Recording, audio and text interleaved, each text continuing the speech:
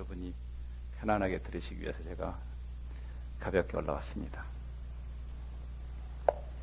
오늘 아침에 같은 본문을 가지고 요한복음 17장은 교회의 교회됨에 대한 대단히 중요한 챕터라는 생각을 했습니다. 예수님께서 실제로 교회를 위해서 중보 기도하신 다른 데서는 볼 수 없는 예수님이 자기를 보내신 성부 하나님께 교회가 어떠해야 할 것인지, 교회의 본질이 무엇이고 교회의 부르심과 사명이 무엇인지, 교회의 정체성에 대해서 기도를 통해서 잘 설명하시는 그런 챕터입니다. 교회라는 말 자체가 부르심이란 뜻이라고 제가 설명했습니다. 에클레시아라는 그 교회라는 용어는 불렀다 라는 뜻입니다. 그래서 교회라는 그 단어 자체가 어떤 사명을 지향하고 있음을 보여줍니다. 교회가 교회 자체를 위해서 존재할 수 없는 이유입니다. 현상적으로는 교회가 여러 시대에 그냥 교회 자체를 위해서 존재하는 경우가 많았습니다. 교회 맛이 갔을 때입니다. 목적 있는 부르심. 그래서 여기 예수님의 기도 속에 세상에 있는 교회, 세상으로 보내심을 받은 교회, 산상수훈에서 너희는 세상의 빛이다, 너희는 세상의 소금이라고 하신 말씀하고 통하는 중요한 교회됨입니다. 어떻게 세상 속에 있으면서 세상에게 영향력을 미치는 증거 공동체가 될 것인가? 세상하고 똑같아서는 영향력을 미치지 못하는 것이죠. 거룩이라는 말은 그래서 그런 점에서 일종의 구별됨입니다. 분리가 아니라고 말씀드렸습니다. 세상으로 보내심을 받았기 때문에 우리가 세상의 악 영향을 두려워해서 세상과 단절하고 우리끼리 보내는 것이 주님의 뜻은 아닙니다. 그것은 교회됨을 스스로 포기하는 것이기 때문에 세상의 영향을 받지 않기 위해서 우리끼리 변화산에 올라가서 살자. 천국으로 바로 가는 것이 낫죠. 그렇죠? 하나님께서 우리를 굳이 이 땅에 있게 하시는. 그래서 오늘 아침에는 우리가 현상적으로 세상과 많이 분리되어 버린, 그리고 그것을 거룩이라고 잘못 오해한 현대 교회의 그 유산을 우리가 정리할 필요가 있고, 적극적으로 세상 속으로 들어가야 하는, 스며 들어가야 하는,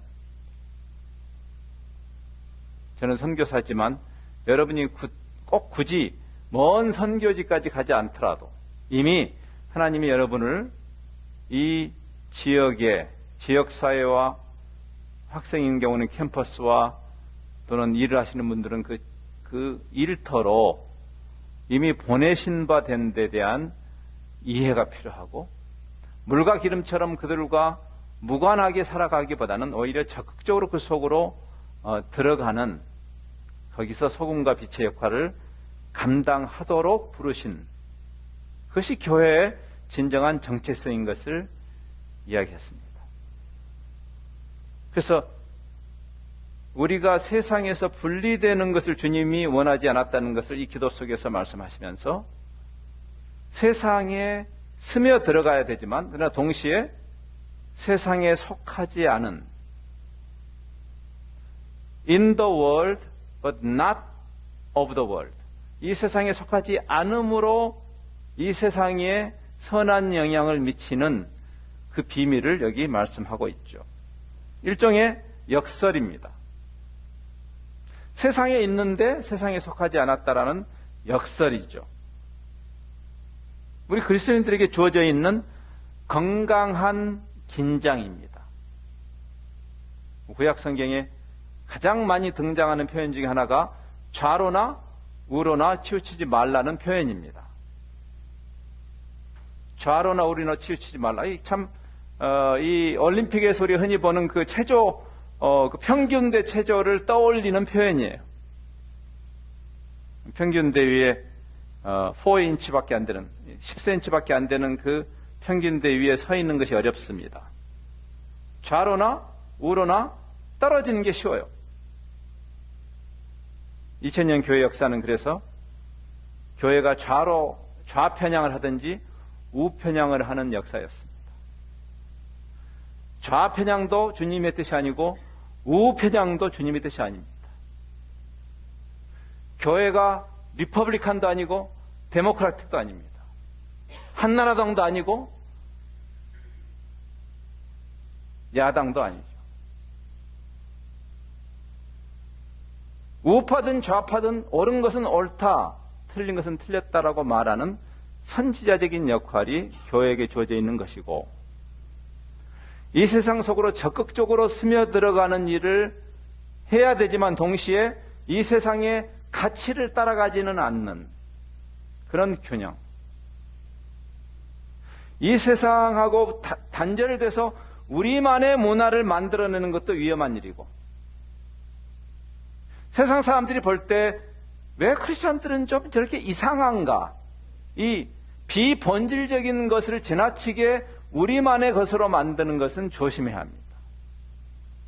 세상 속으로 들어간다는 것은 예수님이 종교인으로 비치지 않고 오히려 그 죄인과 이 세상 사람들에게 자연스럽게 섞여 들어가고 그들과 관계를 맺고 친구가 되셨던 부분, 우리도 그렇게 많이 해야 됩니다. 우리가 종교꾼이 되어서 세상과 잘 섞이지 않는 것은 그래서 좋은 일이 아닙니다. 세상 속으로 들어가는. 그러나 동시에 그 세상의 가치를 함께 끌어안고 세상과 전혀 차별화가 되지 않는 그런 데 대한 경고가 필요하죠. 죄에 동참하지 않고 세상과 함께 가지만 죄에 동참하지 않는 일, 세상과 전혀 다른 가치관을 가지고 사는 일. 원래 회심이라는 것이 그런 것이라고. 개종이 아니라 회심은 가치관의 아주 레디컬한 변화라고 성경은 말합니다. 오늘 본문에서도 그래서 그 물리적인 분리가 아니라 내적인 그런 차별화를 주님이 기도하고 있습니다. 이게 증인의 자질이죠. 우리가 세상에게 이 천국이라는 전혀 세상 나라와 전혀 다른 천국이라는 가치를 증거하는 증거 공동체가 된다는 것은 최소한 두 가지, 오늘 주님의 말씀에 비춰보면 두 가지의 현저한 차별성이 있습니다. 하나는 소속이 다른 것이고,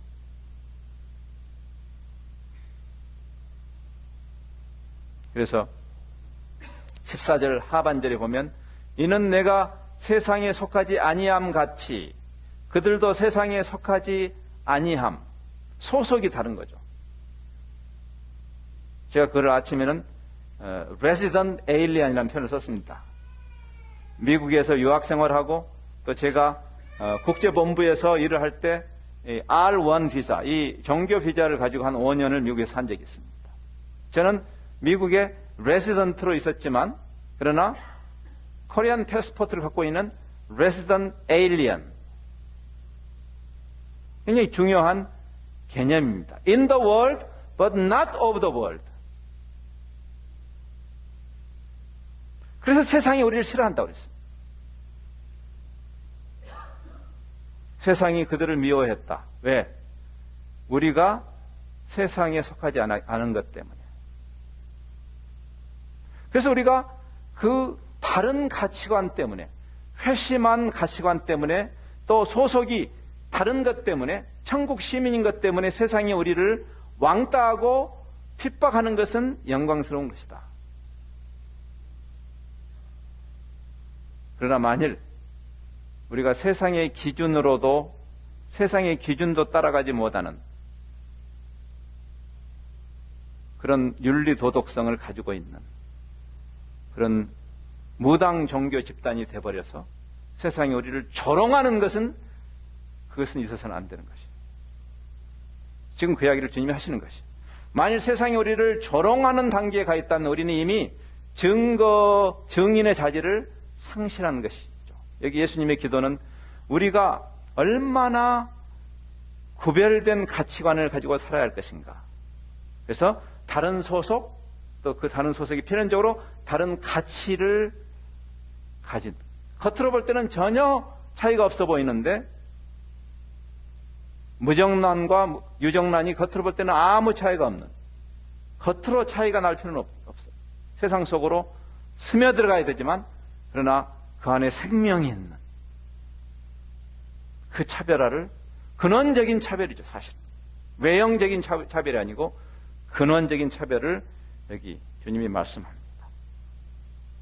진리로 거룩해 하옵소서. 진리로. 종교성으로 거룩해지는 것이 아니라 진리로 거룩해지는. 우리가 기독교인 척하는, 종교인인 척하는 그런 모습으로 세상과 구별되는 것이 아니라 겉으로 볼 때는 비슷한데 우리 중에 한 사람 같은데 전혀 다른 가치를 가지고 살아가는 사람. 로마서 12장에서는 바울이 그걸 이렇게 말하죠. 물살을 거스르는 물고기처럼 너희는 이 세대를 본받지 말고 마음을 새롭게 함으로 변화를 받아. 이 마음을 새롭게 함으로 변화를 받아라고 풀어쓴 것이 바로 회심이란 말을 풀어쓴 말입니다. 정확하게. 메타노이아라는 이 회심이라는 단어를 풀어쓴 거예요. 마음을 새롭게, renewal of your mind. 마음이, 생각이 바뀌는 것이에요. 가치관이 변화를 받는 것이죠. 천국 가치를 붙잡는 것이죠. 그것이 회심이죠. 이 세대를 본받지 않고 살아있는 물고기의 특징은 물결 따라가는 물고기는 죽은 물고기밖에 없습니다. 병들었거나. 그러나 물살을 거스르는, 오늘 우리 권사님들이 오늘 맛있는 일식을 사주셔서 제가 너무 죄송해요. 오늘 낮에 라면 끓여 먹으신 분들에게는 죄송합니다. 제가. 근데 그 세먼, 여러분 세먼 아시잖아요. 세먼 맛도 있는데 그 물고기가 기가 막힌 고기잖아요. 예? 물살을 거스르는 정도가 아니죠. 심지어는 폭포를 거슬러 올라가는 살아있는 그 세몬의 그 힘, 살아있는 고기의 특징이죠. 목적을 향해서 물결과 무관하게 똑같이 물에서 살지만 그러나 그 살아있는 고기는 물살을 거스리는, 이 세대를 본받지 말고, 이것은 외형을 본받지 말라는 이야기 아니고 가치관을 말하는 것이죠.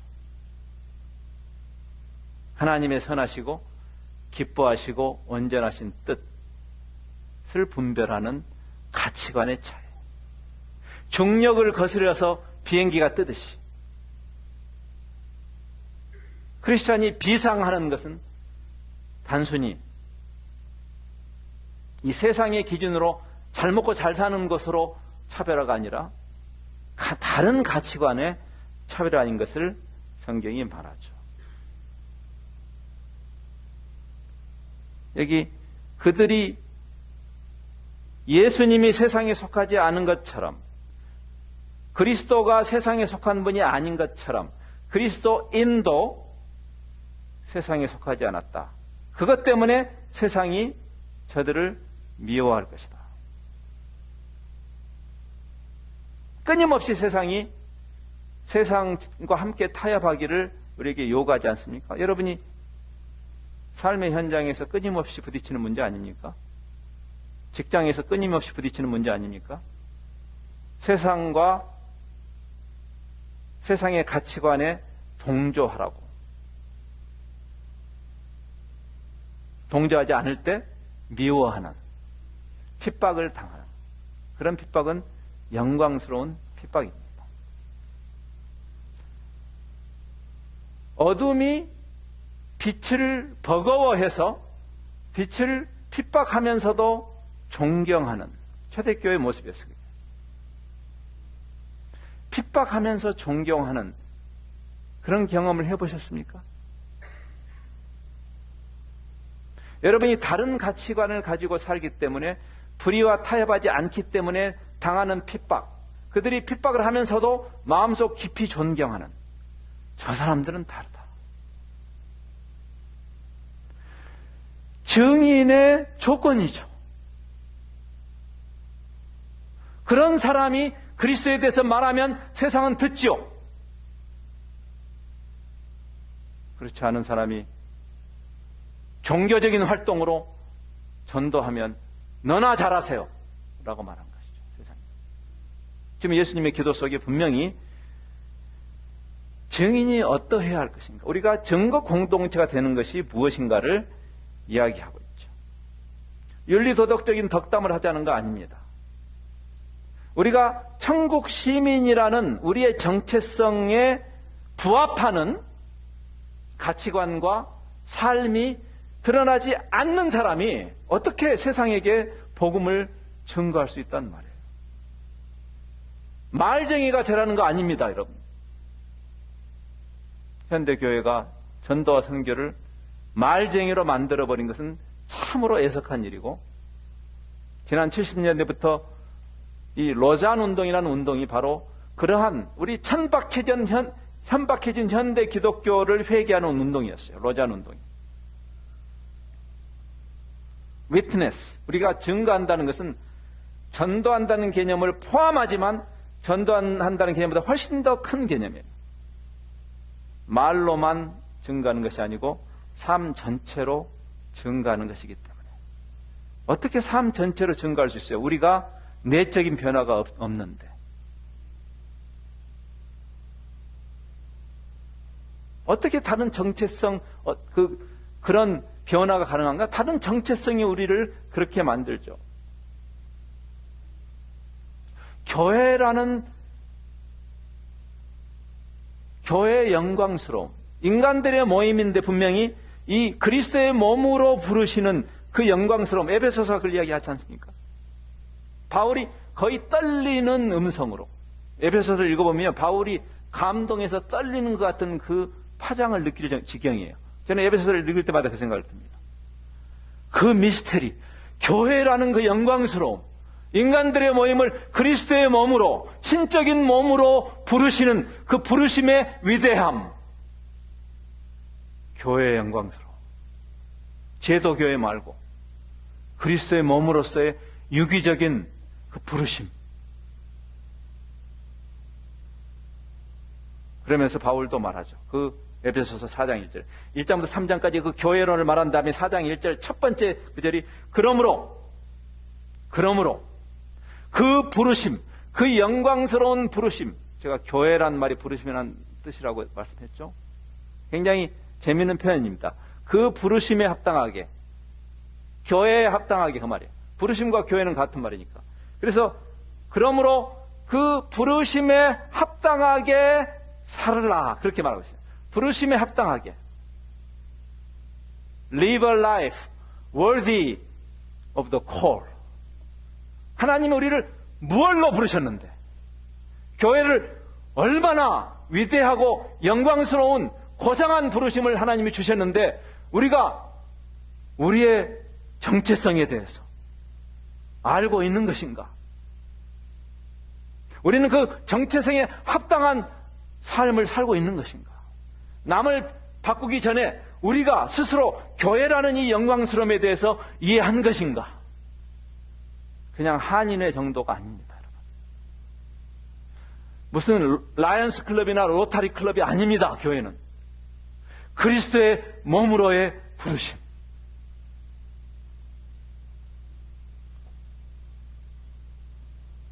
그래서 바울이 끊임없이 천국 시민으로서의 정체성을 리마인드를 시키는 것입니다. 여기 빌립보 3장에도 이런 표현을 쓰고 있어요. 바울이 눈물을 흘리면서 성도들에게 이야기합니다. 오늘을 살아가는 우리들에게도 적용될 만한 말입니다. 왜? 사도 바울이 교회가 얼마나 영광스러운 것인데, 빌립보 성도들이요, 우리가 어떤 그냥 한인의 한 지류에 모여 있는 것이 아니고 예수 그리스도의 영광스러운 몸의 지체로 부르신 이 높은 부르심에 대한 뭘 이해에 대해서 눈물을 흘리는 것입니다. 여기 3장 빌립보 3장 18절에 이런 말씀을 하고 있어요. 내가 여러 번 너희에게 말하였거니와. 분명히 이 교회의 영광스러움을 여러 번 설명한 것 같습니다. 빌립보 교인들에게. 여러 번 너희에게 말하였거니와 지금도, 지금 감옥에 갇혀서 이제는 순교를 기다리고 있는 바울이 내가 이 교회의 영광스러움을 생각할 때 이 교회, 그리스도의 몸된 교회를 위해서 내가 살 만한 가치도 죽을 만한 가치도 있다라고 결론을 내린 바울이 하는 이야기입니다. 지금도 눈물을 흘리면서 성도들에게 말한다. 이스트베이 장로교회 성도들이여, 내가 지금도 눈물을 흘리면서 여러분에게 말합니다. 여러 사람들이, 여기 여러 사람들은 교회 밖에 있는 사람들을 말하는 거 아닙니다. 교회 안에 있는 여러 사람들이, 한두 명도 아니고 여러 사람들이 그리스도의 십자가의 원수로 산다. 무서운 이야기 아닙니까? 교회 안에 있는 여러 사람들이, 몇 명이 그러는 게 아니라 많은 사람들이 이 부르심에 대해서 깨닫지 못하고 그냥 종교 하나 들여놓는 것, 허접한 여러 종교 중에 한 종교로 기독교를 생각하는, 교회로 부르심의 그 위대함, 영광스러움에 대한 손톱만큼의 이해도 없이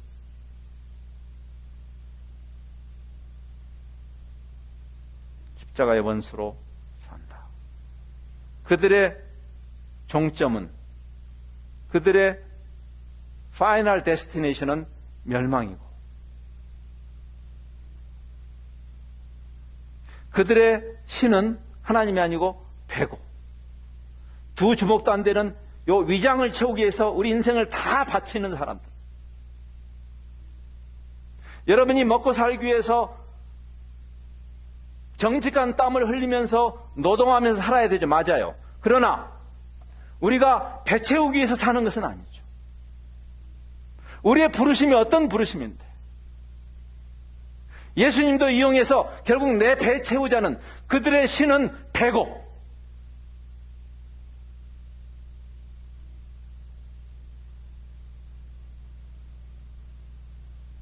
부끄러운 줄도 모르는, 영광을, 부끄러운 짓을 해놓고 그것을 영광스럽게 생각하는, 그들의 영광은 부끄러움에 있고, 불법을 행하면서 내가 얼마나 클레버하게 법망을 피해서 나쁜 짓을 해서 불의한 이익을 얻었는지를 자랑하고, 부끄러운 줄을 모르는, 복음하고 정반대되는 사람을 아무런 양심의 거리낌 없이 십자가의 원수로 사는 사람들. 그리고 그들의 마음은 땅의 일을 생각하는. 그러나 너희의 시민권은 하늘에 있다. 기억하라. 우리의 시민권은 하늘이다. 미국도 아니고 대한민국도 아니고 우리의 시민권은 하늘입니다. 제가 아침에 이야기했죠.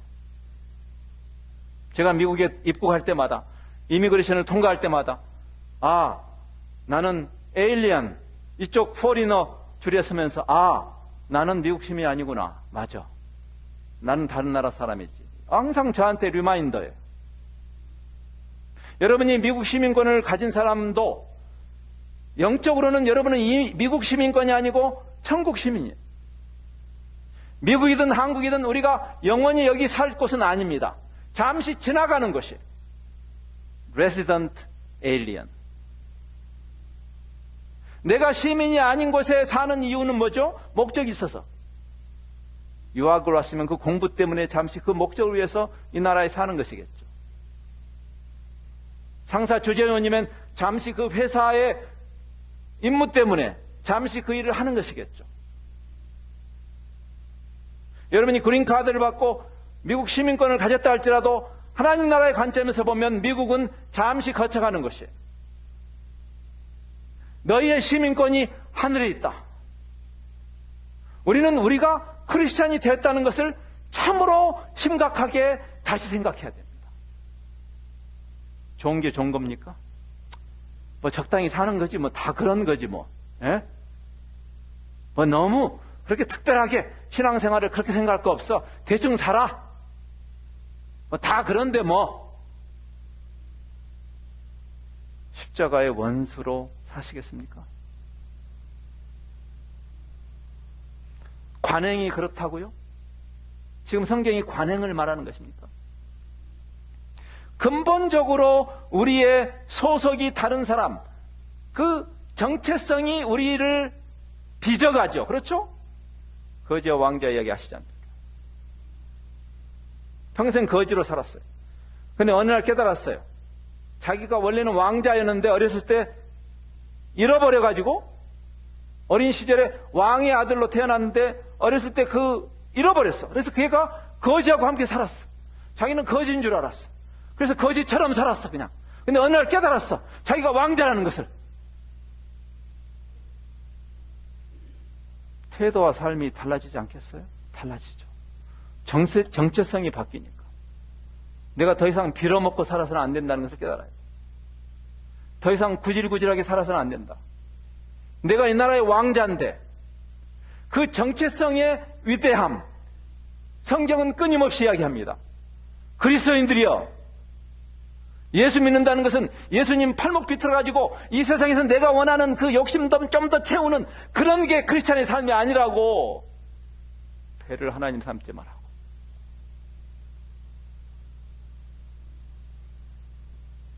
제가 얼마 전에 비행기를 타고 오다가 인플라이트 매거진에서 재미있는 기사 하나 읽었습니다.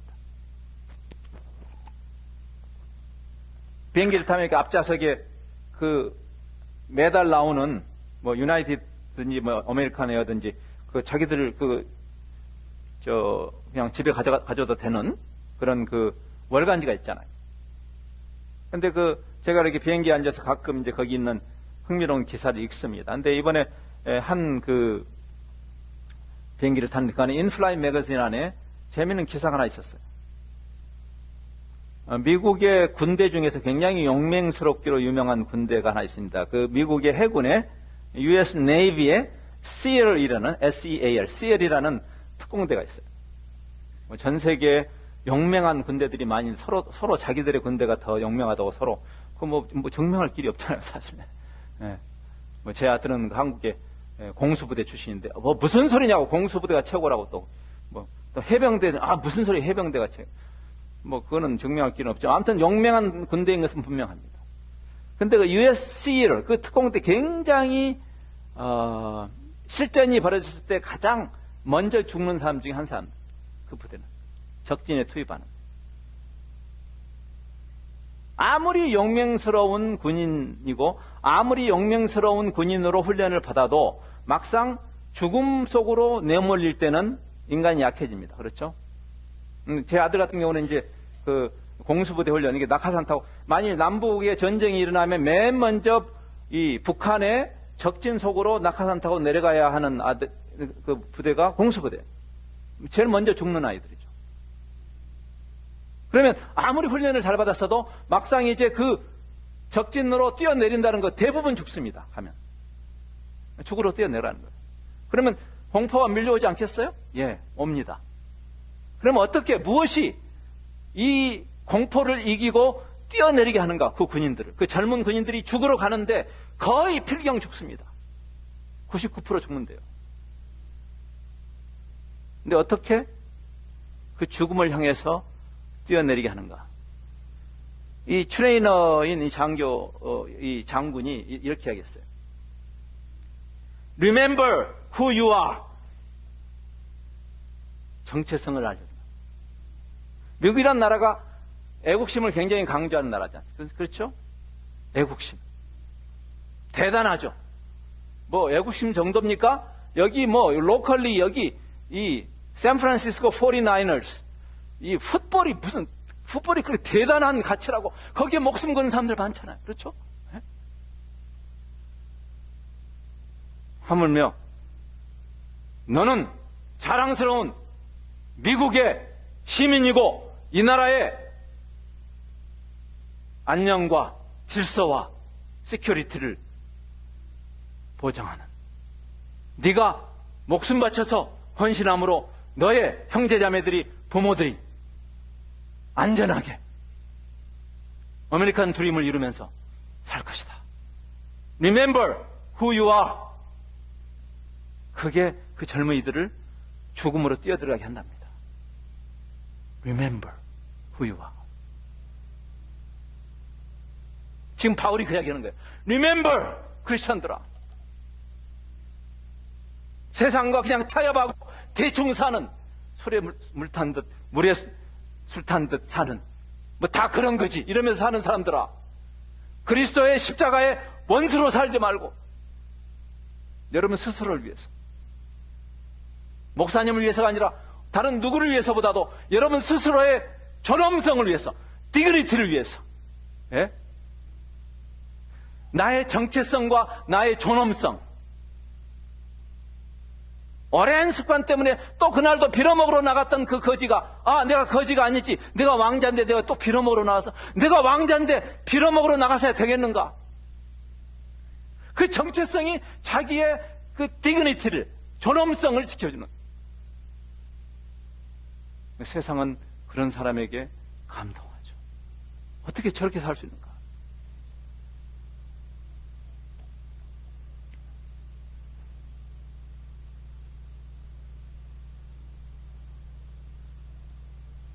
여성들에게 제일 듣기 싫은 이야기가 군대 이야기로 합니다. 근데 제가 이제 군대 예화가 났으니까 저도 하나 할게요. 뭐 군대에서 축구한 이야기는 안 할게요. 저는 그 ROTC라는 학군단 장교 훈련을 받아서 제가 소대장으로 복무를 했습니다. 근데 참 제가 신기한 경험을 했습니다.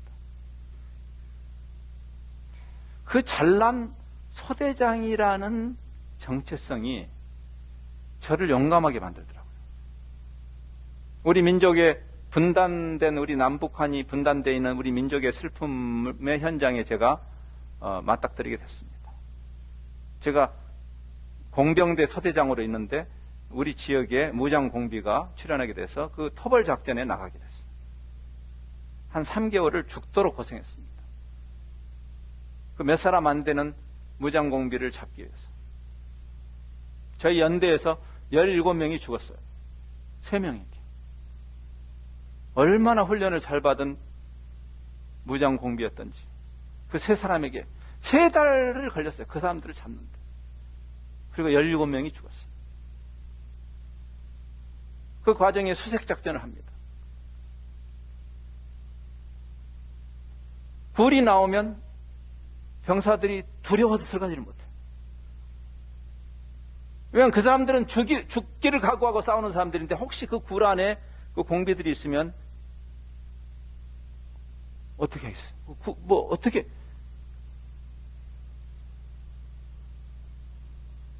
근데 참 놀라운 일이 벌어졌어요. 제가 우리 병사들보다 더 용감한 사람은 아닐 텐데 그 잘난 소대장이라는 정체성이 저를 앞장서게 하더라고요. 참 신기한 경험을 했습니다. 크리스찬의 정체성이 우리를 그렇게 살게 하지 않을까요? 여러분이 스스로에게 한번 물어보세요. 나는 누구인가? 영광스러운 그리스도의 몸으로 부르셨다는 그 의미가 무엇인가? 나의 죄성에 의한 나의 자연스러운 성향은 여전히 죄와 타협하고 싶어 하죠. 맞습니다. 여러분이나 저나 같아요. 그러나 무엇이 우리를 구별된 거룩한 백성으로 살게 할까요? 정체성입니다. 또 우리 안에 거하시는 성령께서 그것을 우리에게 리마인드를 시켜주십니다. 성령의 역사죠. 여기 빌립보서 4장에서 바울이 그렇게 말해요. 우리 안에서 역사하시는 하나님, 성령 하나님이죠. 그분이 이렇게 일하신다 했어. To will and to do. 내가 그리스도인이 되기 전에는 내 안에 내가 거룩한 삶을 살겠다는 의지조차도 없었어요. 내가 크리스천이 된 다음에도 여전히 내 죄악된 본성은 나로 하여금 죄악의 쾌감 속으로 자꾸만 나를 가게 하도록 유혹하고, 여전히 그건 있죠. 여전히 나로 하여금 잠시 악과 타협해서 하나님이 원하는 길이 아닌 줄 알면서도 그 조그마한 이익을 위해서 내 양심을 팔아먹고 싶어하는 그 소욕을 주죠. 바울도 이야기했어요. 로마서 7장에서 내 안에 두 개가 싸우고 있어. 내 마음에 두 개의 나가. 하나는 내가 이 크리스찬 정체성을 가지고 주님이 원하는 삶을 살기를 원하고, 다른 하나는 어허라 나는 곤고한 자로다. 야, 대충 살아. 다 그렇고 그런 거야. 그럴 때 성령께서 역사하신다고 이 빌립보서 말합니다. 내가 전에 주님을 알기 전에는 그런 거룩한 소원조차도 없었어요. 내가 예수 믿고 나면은 모든 악한 소원이 사라지는 것은 아니지만, 여전히 나한테 해코지 하는 친구는 여전히 밉고, 내가 눈은 눈으로 이는 이로 갚고 싶은 마음이 생기지만, 그러나 성령께서 내 마음에, 야, 70번씩 7번이라도 용서해라. 차라리 네가 당해라. 그리스도인끼리 서로 법정 싸움으로 가는 것이 주님이 원하는 길이겠냐? 악한 사람이 너를 송사할 때 그리스도께서 도살장으로 끌려가는 어린 양처럼 그냥 십자가를 지시는,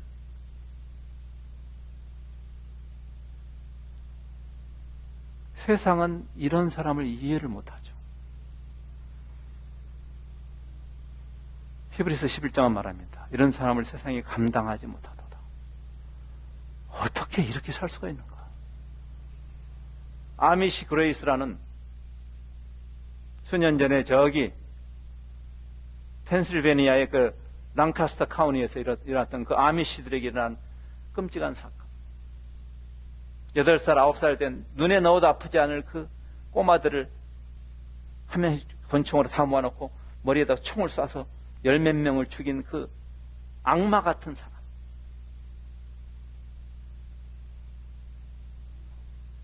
근데 그 사람들이 자기 그 딸들, 아들, 딸들, 그 어린아이들, 기가 막힌 이야기죠. 끔찍한 이야기. 근데 그 아이들을 장사를 지내면서 그 아이들을 죽인 그 악마, 나중에 자살했죠. 그 사람도 같이 장사를 지내면서 자기 자녀들 위해서도 울고 그 사람 위해서도 우는 그 장면에 대해서 세상이 경악을 하죠. 기독교 단체가 아닌 일반 TV 프로덕션에서 너무나 놀라운 그 사건을 보고 그것을 찍었어요. 와서. 예? 어떻게 이런 일이 있을 수 있는가? 어떻게 이런 용서가 가능한가? 세상에서는 듣지도 보지도 못하는, 상상을 절하는. 저는 지금도 그때 그 두 딸을 잃은 한 젊은 엄마의 슬프죠. 울면서 그 엄마가 했던 그 인터뷰를 지금도 지워버릴 수가 없어요. 어떻게 그 사람을 용서할 수 있었냐? 그 엄마가 울면서 그러더라고요.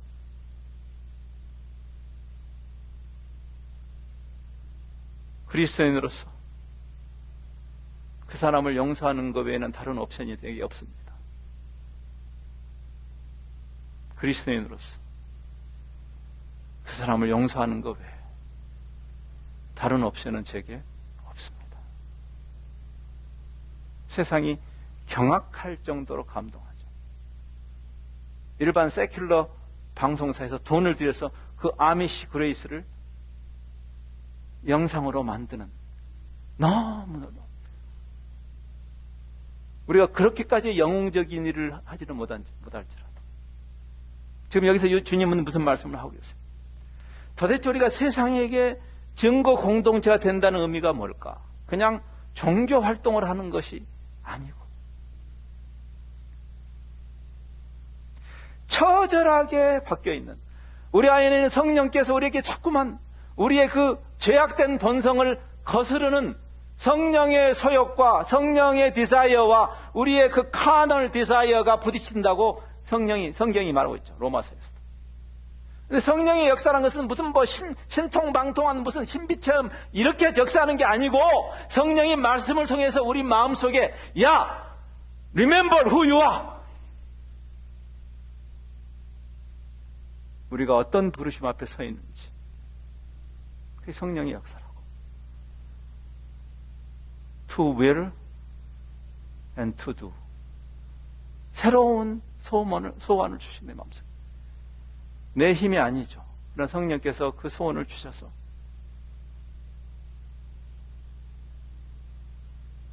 그래. 요즘 한국의 문제가 되는 구원파의 문제는 바로 여기 있습니다. 성령님의 역사에 대한 무지에서 나온 것이. 우리 다 이미 다 받았으니까 캐세라 세라 되는 대로 살자. 우리 지옥 가기 틀렸는데 되는 대로 살자. 그것은 기독교가 아닙니다. 부름받은 공동체에 대한 무식함이에요. 그게 바로. 값싼 은혜죠. 그래서. 이창동 감독이 밀양이라는 영화를 만들어서 기독교를 고발할 수밖에 없는 이유예요. 값싼 복음 아닙니다, 여러분. 값싸서 공짜로 준 거 아닙니다. 너무나 비싸서 공짜로 주어지지 않는 한 우리가 그것을 얻을 수 없기 때문에 너무나 비싼 복음입니다, 여러분. 비싼 복음을 비싸게 다뤄야 됩니다.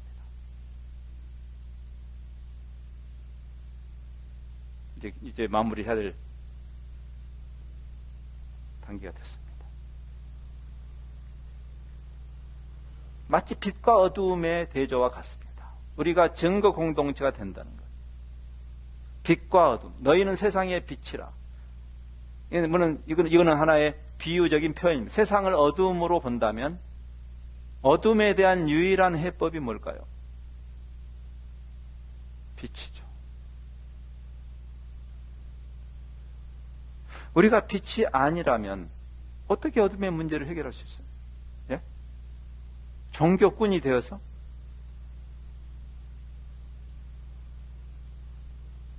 그래서 주님이 말하는 거예요. 17절과 19절에서 진리로 거룩하게 하옵소서. 여러분, 우리의 차별화는 종교성으로 차별화가 아닙니다.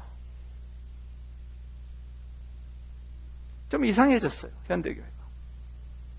예수 잘 믿는 사람들은 조금 무슨 도인처럼 목소리도 이상해지고.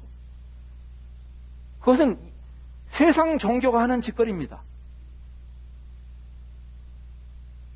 무슨 신비주의적인 그런 종교도 아닙니다. 예, 하나님의 필요하면 신비한 일을 하십니다. 그러나 이것은 신비로운 일에 관한 것도 아니에요. 이건 진리에 관한 거예요. 진리에 관한 것. 진리로 거룩하게, 진리로 차별화가 되는 것이에요. 아버지의 말씀은 진리입니다. 끊임없이 우리가 하나님의 말씀에 비추어서 하나님의 말씀이 말하는 복음을 내가 붙잡고 있는 것인가? 하나님의 말씀이 말하는 그리스도인인가? 하나님의 말씀이 정의하는 그 회심을 나는 한 것인가? 종교인이 되지 말고 진리로 차별화가 되는 거예요.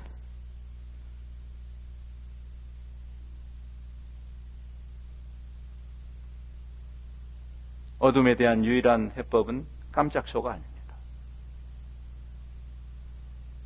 파워게임도 아닙니다. 진리의 이슈죠.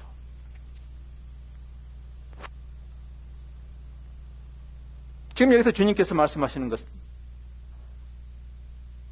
대단히 역설적인 가치를 가르치는 지금 십자가를 지시기 직전의 기도잖아요. 지금 이 중보를 하신 다음에 주님께서 이제 모델로 모범을 보이십니다. 어디로 가시죠? 십자가로 가십니다.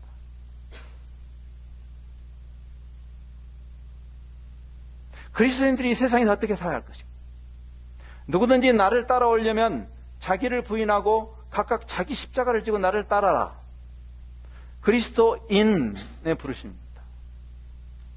무슨 말인고 하니 여러분이 예수 믿음 덕분에 모든 게 대박 터지고 모든 게 잘 되고 모든 게 1등하고 그게 성경이 말하는 것은 아닙니다. 예, 그렇게 되면 좋죠. 나쁠 건 없습니다. 그러나 그게 포인트가 아니라 그 말입니다.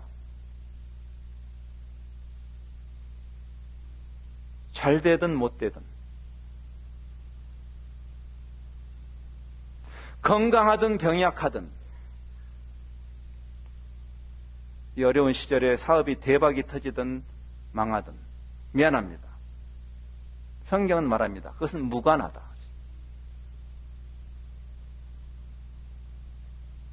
예수님 덕분에 잘된 것으로 복음의 복음됨을 증명하시겠습니까? 성경은 그렇게 말하지 않아요. 여러분, 예수 믿는 사람의 밭에만 논에만 비가 내리면 얼마나 전도하기 좋겠어요. 네? 이거 봐라. 예수 믿으니까. 우리는 그렇게 하나님을 그렇게 길들이려고 하죠. 그래서 십자가의 원수가 되는 거예요. 그래서 십자가의 역사를 우리가 여전히 이해하지 못하고 있는 듯합니다. 상황을 초월하는, 왜? 우리가 이미 받은 하나님의 축복은 그리스도 자신이기 때문에 그렇습니다. 하나님 자신이기 때문에. 여러분은 이미 받은 사람들이에요. 그리스도를, 나 같은 질그릇에 그리스도라는 보화를 담았다고. 지금 이 빌립보서를 쓰는 바울은 처참한 죽음을 앞두고 이걸 쓰는 것입니다. 왜? 상관없다고. 내가 살든지 죽든지. 그것은 넌 이슈라고. 지금 여기서 감옥에서 내가 빠져나와도 어차피 언젠가는 죽을 것이에요. 내가 사느냐 죽으냐 이것이 이슈가 아니라 내가 삶을 통해서 그리스도가 존귀하게 드러난다면 살 것이고 죽음을 통해서 존귀하게 드러난다면 죽을 것이다. 한 번 죽는 것은 사람에게 정하신 것이죠. 여러분, 잠시 이 세상을 거쳐가는 우리가 이 세상에서 대박 터지는 것이 하나님의 관심사도 아니고 따라서 우리가 그 정도의 초점을 가지고 신앙생활을 하는 것은 비참한 일입니다. 하나님이 악인과 선인에게 골고루 햇빛과 비를 주시기 때문에 여러분이 교회 안 나와도 제가 말씀드릴 수 있어요. 예수 안 믿어도 잘 될 수 있습니다. 만약 그 정도의 목적으로 나오셨으면 가서 쉬세요. 종교를 잘못 고르신 것이니까. 우리 강 목사님보다 더 영험한 분 제가 소개해 드릴게요. 신내린 처녀무당 이런 분들. 근본적으로 다른 가치입니다. 여러분. 하나님의 아젠다. 하나님의 아젠다.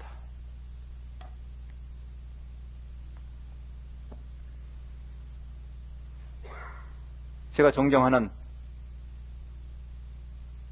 신학자 3년 전에 이제 하나님 나라가 가신 분인데 영국 분이죠.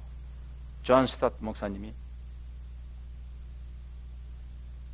그분이 제 신학적인 그 틀을 다 잡아주신 분이에요. 제가 그분을 개인적으로 만나서 사사하지는 않았지만 그분의 책을 통해서 그분이 생애의 마지막 90평생을 결혼도 안 하고 평생 바울처럼 말씀을 깊이 연구하고 후학들에게 너무나 소중한 신학적인 인사이트를 남기고 가신 분이에요.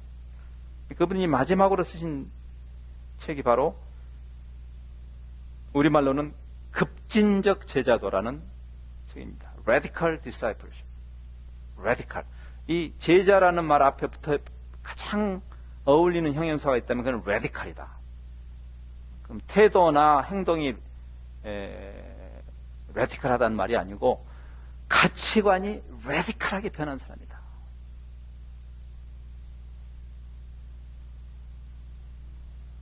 예수님이 그렇게 말씀하셨죠. 하나님의 나라를 무엇에 비유할까? 어떤 농부가 밭을 갈다가 평소에는 상상도 할 수 없는 가치의 보화를 발견한 것 같다. 적절한 비유입니다. 여러분, 그 비유를 잘 보면 그 농부가 가난한 농부였던 것 같습니다. 왜? 남의 땅을 빌려서 소작하는 사람이었습니까? 여러분이 박경리 선생의 토지 같은 대하 소설을 읽어보시면, 우리 코리안이면 그 정도는 읽으셔야 됩니다. 조정래 선생의 태백산맥 같은 대하 소설을 읽어보면 그 땅에 대한 한이 많습니다. 그래서 미국 와서도, 여기는 미국은 땅을 그렇게 사재기 할 때가 아닌데 자꾸 땅을 사셔가지고 좀 어려운 일을 하시는 분도 있죠. 우리가 땅에 대한 한이 많아요. 근데 이 농부가 소작을 하면서 아마 자기의 꿈이 있다면 언젠가는 내가 소작을 하지 않는 내 땅, 조그만 땅떡이라도 내 거 하나 가진 그 정도의 소박한 가치를 추구하고 살았을 겁니다. 근데 이 사람이 어느 날 남의 밭을 가는데 뭐가 쨍그랑하고 걸렸어요. 자기는 상상도 할 수 없는, 자기 인생에 아무리 자기가 비즈니스 플랜을 해도 도저히 불가능한, 하루아침에 워렌 버핏이나 빌 게이츠처럼 부자가 되는 어마어마한 보화를 발견하죠. 여러분이 소작농으로 그런 소박한 꿈을 꾸다가 어느 날 그런 보화를 발견했다면 그 순간에 여러분의 가치관이 변하겠어요, 안 변하겠어요? 레디컬하게 변하죠. 레디컬하게. 그런 지금까지 자기가 먹을 거 안 먹고 입을 거 안 입고 허리띠 졸라가면서 땅 하나 살려고 모아놨던 모든 돈을 탈탈 털어서 그것을 합니다. 왜 이런 말을 했을까요, 예수님이? 헌금 마녀라고 하는 얘기 아닙니다. 가치관의 레디컬한 변화. 천국을 만난 사람의 특징이죠. 톨키엔이나 C.S. 루이스가 그 반지의 제왕 같은 그런 어떤 환상, 아주 리얼리티가 없는, 그러나 하나의 그 상상 세계 속에 그 이야기를 풀어나가면서 복음을 설명하지 않습니까? 나르니아, 이 크로니클스 오브 나르니아 같은. 근데 여러분 거기 보면 미들 얼스라고 이 땅 속에 사는 사람들이 나와요. 예? 깜깜한, 여러분이 그 굴에 들어가 보면 그 경험하잖아요. 정말 칠흑 것 같은, 아무리 하얀 것도 전혀 보이지 않는, 내 앞에서 이렇게 해도 하얀 것도 안 보여요. 왜냐하면 빛이 전혀 없으니까 빛을 반사하지 않으면 어떤 색깔도 안 보이는 거니까. 거기에 사는 사람들에게 그 사람들이 상상할 수 있는 최고의 가치가 뭘까요? 아마 촛불일 겁니다. 그렇지 않겠어요? 우리가 세상에서 추구하는 가치라는 게 촛불 정도의 가치다 그 말이에요. 예를 들어서 촛불. 그래서 촛불이 몇 개 있는가를 가지고 마음이 뿌듯해지기도 하고 불안하기도 하고. 예? 우리가 마치 세이빙스 어카운트를 보면서 여러분이 시큐리티를 느끼신다면 여러분의 가치관에는 좀 문제가 있는 것입니다. 사실은 엄밀히 말. 여러분 세이빙 어카운트 돈이 많은 것을 지금 제가 죄악시하는 거 아닙니다. 그러나 중요한 것은 이거예요. 우리의 시큐리티는 거기 있지 않다는 거예요. 그 촛불을 헤아리던 사람, 그래서 상대적으로 빈곤감을 느끼는 사람, 왜 저 집은 촛불이 100개 있는데 나는 10개밖에 없을까? 상대방적인 빈곤감을 느끼던 사람이 어느 날 굴 밖으로 나와버렸어. 가다 보니까 태양을 만나버려.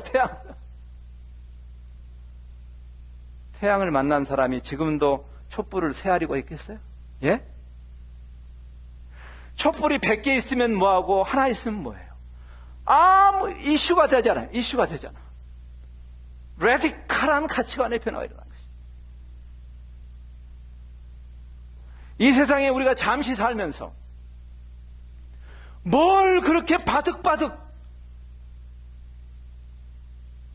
그리스도인이라는 사람들이 이만큼도 손해는 안 보려고 하고 이 무한 경쟁 속에 뛰어들어서 예수님 손목까지 비틀어가지고 자기 이웃만 극대화하려고 하는 그런 사람이 어떻게 세상에게 비치고 소금일 수 있냐 그 말이에요.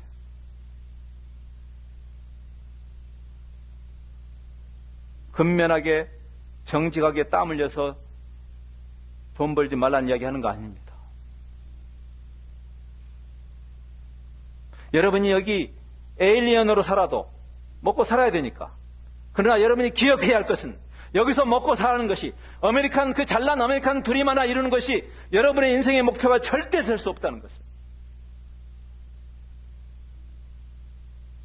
우리 1세들이 그렇게 살았기 때문에 2세들이 신앙을 전수받지 않는 것은 아닐까요? 예? 저는 실제로 2세에게 그 이야기 들었습니다. 어떤 모임에서. 저는 우리 부모님들이, 그 영어도 안 되는 부모님들이 미국에 오셔가지고 맞벌이 하면서 그 차별을 받으면서 고생한 거 잘 압니다. 저는 우리 부모님들이 그렇게 고생하면서도 교회 일이라면 앞장서고 헌금도 열심히 내시고 그렇게 헌신적으로 신앙생활하는 거 인정합니다. 그런데 왜 우리가 교회 안 가냐고요? 우리가 왜 신앙생활 안 하느냐고요? 우리 부모님들이 그렇게 열심히 종교생활한 목적이 뭔지를 우리가 알기 때문입니다. 예?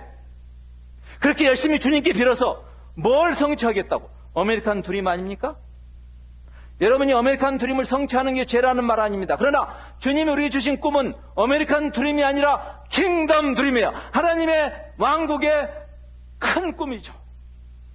아메리칸 드림이요? 우리는 헌신적인 부모님 만나서 아이비리그 좋은 대학 나오고 영어 잘하고 좋은 회사 다니고 예수님 신세일 필요 없습니다. 아메리칸 드림 저희는 이미 이뤘으니까요. 그러더라고요. 2세가. 그 정도의 모티베이션으로 부모님처럼 그렇게 하나님께 매달려서 제발 우리 좀 먹고 살게 해달라고 하는 그 정도의 신앙생활을 하는 것이 신앙생활이면 우리는 신앙생활 필요 없습니다라고 그러더라고요.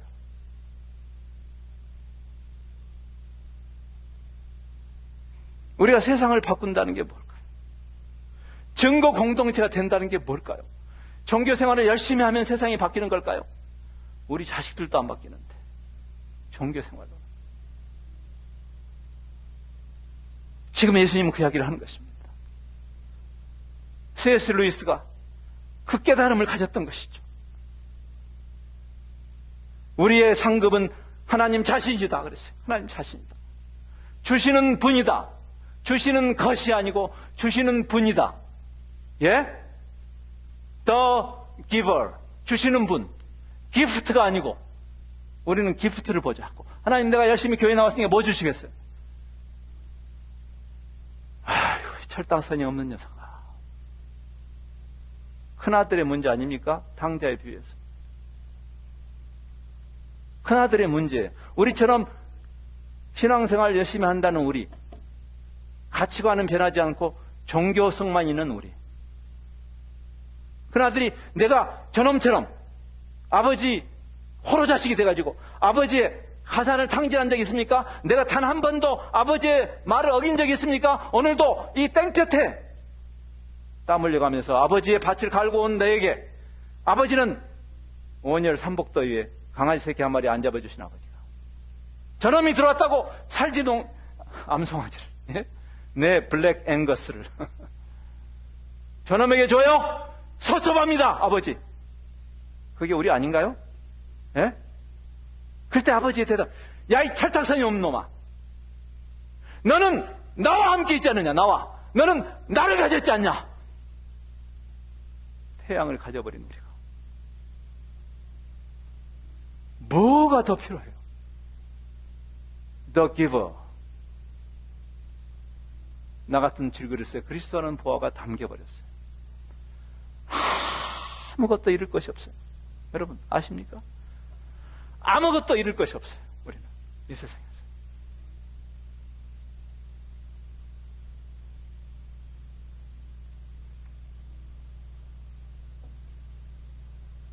그 레디컬한 가치관의 변화.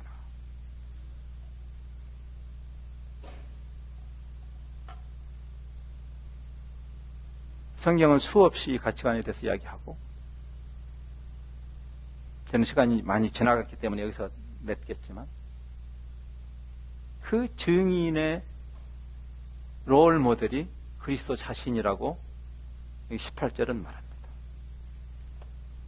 아버지께서 나를, 성부 하나님이 성자 하나님을 세상에 보내신 것처럼 likewise 그리스도께서 우리를 보내셨어요. 어떻게 살아야 할 것인가?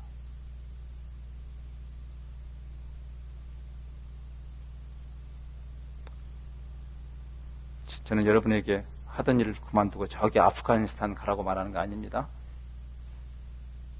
여러분이 있는 곳에서 어떻게 증인이 될 수 있을까? 세상이 변하는 이슈가 아니라 우리가 안 변하는 이슈예요. 우리가 변해야 세상이 변합니다. 더 많이 변해야 됩니다, 여러분. 여러분에게 자연스럽게 붙여주신, 여러분을 통해서 이 영광스러운 복음 속으로 들어와야 할 사람들이 있습니다. 여러분 주변에. 그 사람들에게 어떻게 영향력을 미칠 수 있을까요? 주님께서 말씀하시죠. 진리로 저들을 구별해 주십시오. 초대교회의 위대함은 여기 있었습니다. 초대교회는 노방전도나 축포전도를 할 수 있는 교회가 아니었습니다. 바로 죽였습니다. 지금 여러분이 미국에 살면서 노방전도 축포전도 할 수 있다는 것은 축복입니다. 나는 그렇게 하는 것을 금하고 싶지는 않습니다. 그러나 중요한 것은 이것입니다. 초대교회가 전도할 수 없는, 법적으로 불가능한 시절이었는데 어떻게 300년 만에 로마 제국을 뒤집어 봤을까? 한번 생각해 보세요. 이 세상이 거부할 수 없는, 그렇게 핍박을 받으면서도, 그렇게 죽임을 당하면서도 가장 자유로운 공동체였어요.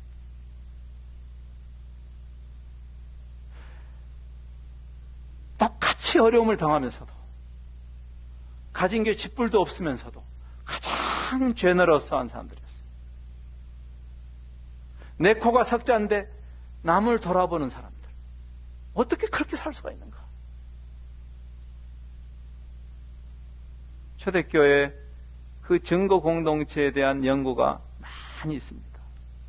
신학자들만 연구한 게 아니고 일반 사회학자들도, 역사가들도 너무나 놀라운 사건이기 때문에, 사회학적으로 불가능한 일이 일어났었기 때문에.